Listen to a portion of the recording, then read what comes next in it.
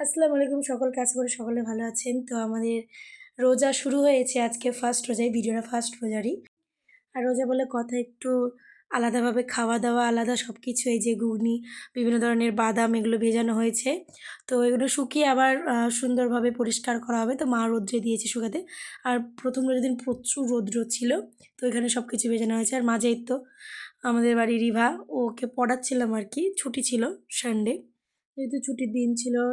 পড়ানোর পর ওকে নামাজ টামাজ পড়লাম, পড়ার পর তখন এবার ইফতারির ব্যবস্থা শুরু করতে হবে, যার জন্যে পেঁয়াজি বেগুনি এগুলোই ঘুগনি বানাতে হবে, সবাই মিলে খাবো আর কি। তো এই যেখানে শুরু মানে রান্না, ঘুগনি অনেকটা হয়ে গেছে প্রায় বললেই চলে। আর আমার রান্না করার পালা ছিল মানে বেগুনি ভাজা পেঁয়াজি ভাজা এগুলোই।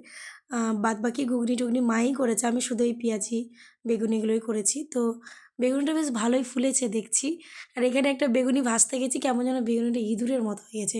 এই যে লেজটা আর ওখানে মুখটা মনে হচ্ছে, আর আমি ভাজতে ভাজতেই হাসছি যে কেমন ইঁদুরের মতো লাগছে। দেখেন আপনারা, মনে হচ্ছে না ইঁদুরের মতো, বাট না, বেগুনিটা খুব ভালো হয়েছে।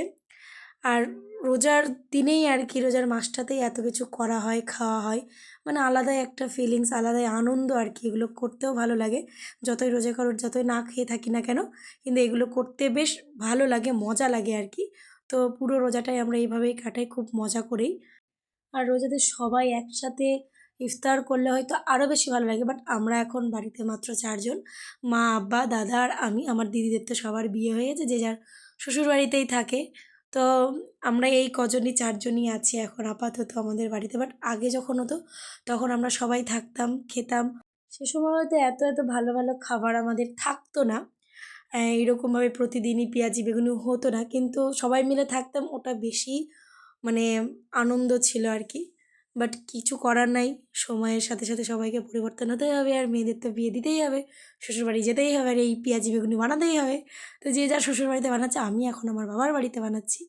তো বেগুনি ভাজা শেষ, এবার আমি একটু পেঁয়াজি করছি। আর হচ্ছে ফুলকপির একটা মানে আমি জানি না কী বলে ওটাকে, ফুলকপিটাকে সেদ্ধ করে লবণ হলুদ দিয়ে সেদ্ধ করার পর হচ্ছে ওই বেসনে ডুবিয়ে জাস্ট ভেজে নিয়েছি, ওটাও এখানে ভালো কাটা হয়ে গেছে। যেহেতু আমি নিজেই ভিডিও করছি, তো ফল কাটার ভিডিওটা মানে কেটে নিয়ে আমি ভিডিও করছি, একা একা তো আর হয় না। তো এখানে ফল, ঘুগনি, মুড়ি, বুদিয়া, কলা, শসা, পেঁয়াজি, বেগুনি, খেজুর।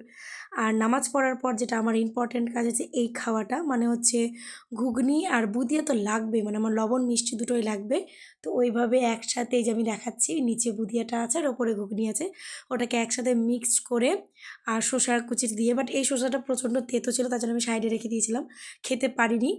আর ওই যে তরমুজ, বেগুনি এইসব দিয়ে মেখে একসাথে খেতে ভীষণই ভাল লাগে। জানি না কার কেমন লাগে, বাট আমার খুবই ভালো লাগে, একান্ত আমার খুব ফেভারিট খাবার এটা, মানে রোজার মাসে আর কি। তো আপাতত এইটুকু। ভিডিও ভালো লাগলে অবশ্যই লাইক, কমেন্ট, শেয়ার, সাবস্ক্রাইব অবশ্যই করবেন। আর আপনারা ভালো থাকবেন।